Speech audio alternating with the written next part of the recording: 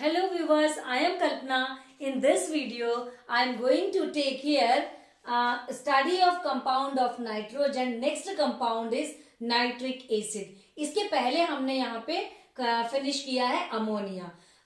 Ammonia की videos अगर आपको देखना है तो मेरे पिछले वीडियोस में या डिस्क्रिप्शन बॉक्स में लिंक में जाकर के आप चेक कर सकते हैं.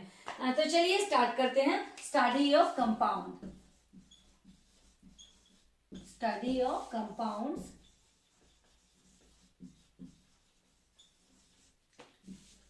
of nitrogen. Next compound of nitrogen is जो भी हमारे सिलेबस में है और हमें पढ़ना है नाइट्रिक एसिड. नाइट्रिक एसिड ये बहुत एक इंपॉर्टेंट चैप्टर है जो कि हमारे बोर्ड पर्पज से 5 to 6 मार्क्स का इस चैप्टर से क्वेश्चंस कवर करता है हमारे बोर्ड एग्जामिनेशन में. तो चलिए स्टार्ट करते हैं. Nitric acid. Nitric acid formula is HNO3 और इसका मास यहाँ पे देखेंगे 1 hydrogen and nitrogen for 14. Then oxygen atom are 3. तो 3 into 16 63 AMU is the mass of molecular weight of HNO3, one molecule of HNO3 compound. Then next अब अपन को देखना है इसकी प्रिपरेशन मेथड्स जो कि हमारे एग्जाम पर्पस से इंपॉर्टेंट है. तो चलिए इसमें सबसे पहले हमको देखना है laboratory. After laboratory preparation method इसकी इंडस्ट्रियल प्रिपरेशन मेथड देखेंगे. Laboratory preparation method. Laboratory preparation methods में देखना है कि हमें किस मेथड्स को हम यहाँ पे क्या यूज करते हैं. उसके बाद स्टार्ट करेंगे हम इंडस्ट्रियल प्रिपरेशन मेथड्स जो कि ओस्टवाल्ट प्रिपरेशन मेथड्स हैं. अगर वीडियो ज्यादा लंबा हुआ तो ओस्टवाल्ट को हम नेक्स्ट वीडियो में ले लेंगे. तो चलिए देखते हैं लेबोरेटरी प्रिपरेशन मेथड्स. तो यहाँ पे सबसे पहले ये देखना है हमें कि हम रिएक्टेंट कौन से यूज करते हैं. In this equation we have to use here. यहाँ पे देखना है हमें NaNO3 then KNO3. Sodium nitrate and potassium nitrate को यहाँ पे हम यूज करते हैं. इसको कॉमन नेम से ये बहुत फेमस है. इसको देख लेते हैं. Chile saltpetre. Chile saltpetre according to occurrence of the salt हम इसके नाम देते हैं और इसको बोलते हैं Bengal saltpetre. Common name भी देख लीजिएगा. Because of the occurrence of the compound हम इसको कॉमन नेम देते हैं. अब इसमें देख लेते हैं इसकी रिएक्शन क्या यूज करते हैं. Suppose I am taking NaNO3. अगर यहाँ पे मैं ले रही हूं सोडियम नाइट्रेट, इसकी रिएक्शन हम कराते हैं H2SO4 सल्फ्यूरिक एसिड के साथ हम रिएक्शन कराते हैं below 200 degree temperature. 200 degree Celsius temperature. ये बनाएगा सोडियम बायसल्फेट या sodium hydrogen sulphate and HNO3 यहाँ पे साथ में बनेगा. अलोंग विथ NaHSO3 यहाँ पे बनेगा HNO3. अगर हम यहाँ पे पोटेशियम नाइट्रेट लेते हैं KNO3 then react with H2SO4 and above 200 degree Celsius temperature. Above 200 degree Celsius temperature, then after the temperature यहाँ पे हमें मिलेगा potassium nitrate KNO3. along with KNO3 हमें मिलेगा along with KNO3 यहाँ पे मिलेगा हमें HNO3. ऑक्सीजन थोड़ा सा यहाँ पे कैपिटल KNO3 एंड HNO3 यहाँ पे हमको मिलता है. अब अपन देख लेते हैं. ये हो गई हमारी लेबोरेटरी प्रिपरेशन मेथड्स की. ये हो गए रिएक्टेंट. दूसरा हो गया हमारा रिएक्शन. देन अब अगले थर्ड पॉइंट देख लेते हैं अपन एपरेटस सेटअप. एपरेटस का सेटअप कैसे रखना है और कंडीशंस, इस पे हम कौन कौन सी कंडीशंस को अप्लाई कर रहे हैं और उस कंडीशंस के रीजन क्या है. तो एक एक चीज ध्यान से मेरे साथ साथ नोट्स बनाते चलिए. ये नहीं है कि डायरेक्ट पूरी इक्वेशन आएगी.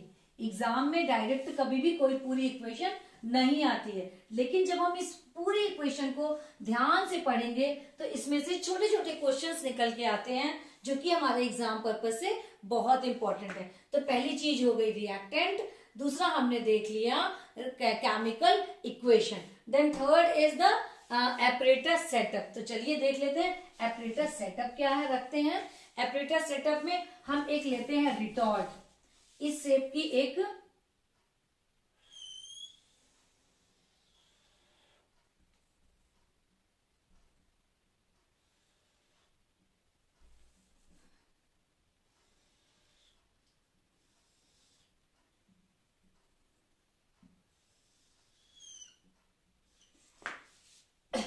इस शेप का एक फ्लास्क जैसा ही है, इसे हम स्पेशल बोलते हैं रिटॉर्ट। रिटॉर्ट है, रिटॉर्ट को ले लिया, यहाँ पे हमने इसको क्लैंप से सेट कर दिया, क्लैंप से यहाँ पे सेट कर दिया, हुक पे लगा दिया।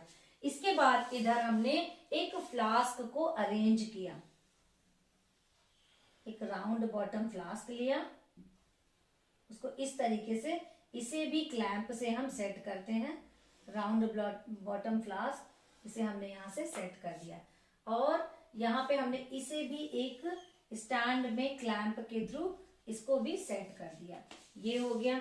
इसके बाद हमने यहाँ पे एक बर्नर की सेटिंग बना ली। Through this burner we can heat this retort. इसके बाद हमने यहाँ पे दे दिया टैप,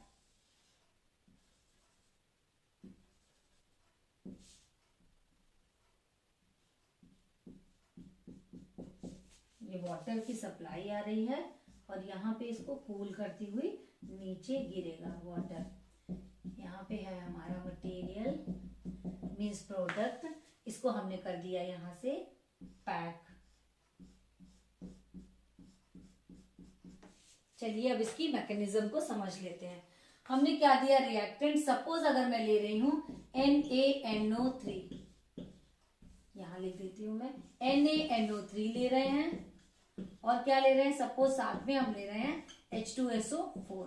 ये दोनों रिएक्टेंट को हमने यहाँ पे ले लिया, H2SO4 और NaNO3।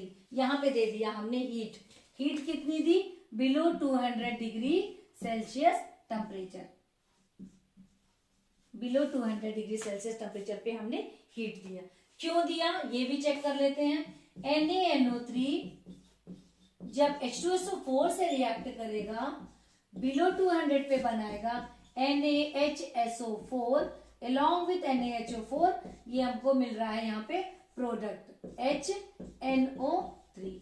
अगर हम एबव 200 डिग्री सेल्सियस रखेंगे तो हमें उस कंडीशन पे प्रोडक्ट क्या मिलेगा, Na2SO4 along with Na2SO4 HNO3 will be produced। यहाँ पे हम रिएक्टेंट देंगे, according to the product we have to give the reactant, numbers बढ़ाने पड़ेंगे और इसको बैलेंस करेंगे। तो यहाँ पे हमने सेम यही चीज हमने HCl के केस में भी देखी थी।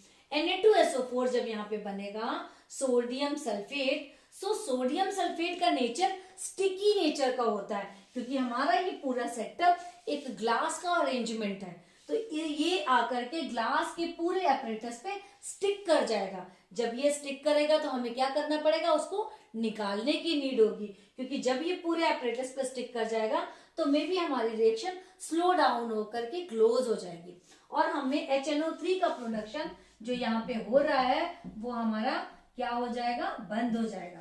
तो इसीलिए हमें क्या करना है, फर्स्ट कंडीशन, यहाँ पे अपन कंडीशन देख रहे हैं। पहली condition below 200, why, because when we give high 200 degree Celsius temperature, so here form Na2SO4 sodium sulfate will be formed there।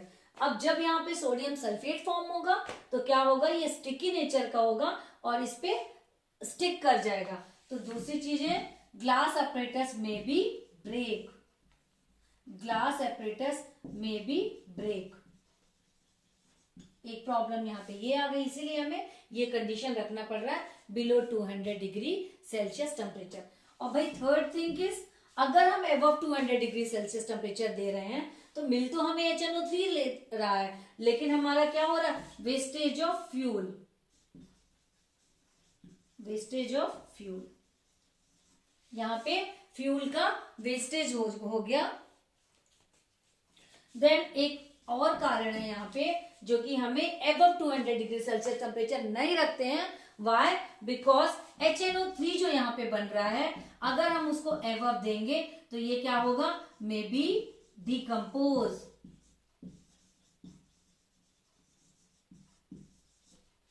वैसे भी HNO3 डिकम्पोज होता है। यहाँ पे जितनी भी इक्वेशन हम यहाँ पे करा रहे हैं, HNO3 बन भी रहा है, लेकिन HNO3 यहाँ पे डिकम्पोज होके NO2 गैस का फॉर्मेशन करता है। तो अगर हम टेम्परेचर ज्यादा रखेंगे तो NO2 हमको ज्यादा अमाउंट में मिलेगी। तो ये हो गई हमारी कंडीशन। अब यहाँ के एक क्वेश्चन ध्यान दीजिएगा, बहुत बार मैंने ये क्वेश्चन देखा है, क्वेश्चन आता है कि जो यहाँ पे HNO3 बन रहा है हमारा, तो ये येलो कलर का होता है। How to remove this colour of yellow? इस येलो कलर को हम कैसे रिमूव करेंगे? Why it's become a yellow in colour? Yellow colour क्यों होता है और इस हम येलो कलर को किस तरीके से यहाँ से रिमूव करते हैं, ये रीजन को थोड़ा सा आप ध्यान से समझ लीजिए। क्या हो रहा है, मैंने अभी बताया कि HNO3 प्रोडक्ट हमारा फॉर्म हो रहा है, product is HNO3, NaHSO4 then HNO3। तो HNO3 बन भी रहा है, लेकिन HNO3 यहाँ पे NO2 के फॉर्म में ब्रेक भी हो रहा है। NO2 के फॉर्म पे ब्रेक भी हो रहा है। नाइट्रोजन डाइऑक्साइड जो किस कलर की होती है, ब्राउन कलर की होती है। तो जब ये NO2 की फ्यूम ब्राउन कलर की निकलती है, उसके बाद जब ये मिक्स होता है और अमाउंट में HNO3 है, भाई एक साथ सारा HNO3 तो यहाँ पे ब्रेक नहीं हो रहा है। Some amount of HNO3 may be decomposes. अगर वो डिकम्पोज हो रहा है तो NO2 गैस का फॉर्मेशन कर रहा है, और ये NO2 गैस इस HNO3 पे मिक्स हो रही है। दैट मीन्स ये क्या कर रहा है, एक नए कलर का फॉर्मेशन करता है जो कि येलो कलर हो रहा है, और इसी येलो कलर को हमको यहाँ से रिमूव करने की नीड होगी, क्योंकि जब हमें प्योर एंड कंसंट्रेटेड HNO3 बनाना है। तो अब यहाँ पे पहली चीज है reason why yellow in colour, because of the decomposition of the HNO3 it form NO2 gas which is brown in color. When it mix to the left amount of HNO3 it will change into yellow in color. Whole mixture will get the yellow in color. Okay? तो अब यहाँ पे हमें देखना है कि इस yellow colour को हम रिमूव कैसे करते हैं। तो so many reasons are there. First one, flushing of carbon dioxide, CO2। भाई क्यों डाल रहे हैं, इसमें हम CO2 की अप्लाई करेंगे। जब CO2 को अप्लाई करेंगे तो CO2 अंदर जाएगी और हमारी NO2 को ये बाहर पुश कर देगा। तो एक मेथड तो हमारी ये हो गई कि हम यहां से NO2 को किस तरीके से रिमूव करें। Then second thing is excess amount of oxygen, amount of O2, excess amount of O2। second reason is excess amount of oxygen। when we apply the excess amount of oxygen तो क्या करेगी ये NO2, यहाँ पे आप देख लेंगे जब हम ऑक्सीजन देंगे NO2 बनी, देन ऑक्सीजन दिया हमने इसको, वाटर वहां पे प्रेजेंट है, तो ये इससे रिएक्ट करके क्या बना लेता है, यहाँ पे ये बना रहा है HNO3। HNO3 ये देख लेते हैं, 4 ले लेंगे, इसको ले लिया हमने 4, तो यहाँ पे ले लिया 2, ये बन गया हमारा 4HNO3। देन एक और यूज कर सकते हैं हम, थर्ड पॉइंट एक और यूज करते हैं। फर्स्ट हमने flashing of carbon dioxide, excess amount of oxygen we can apply, then dilution of HNO3। हमने क्या कर दिया, डाइल्यूशन ऑफ HNO3।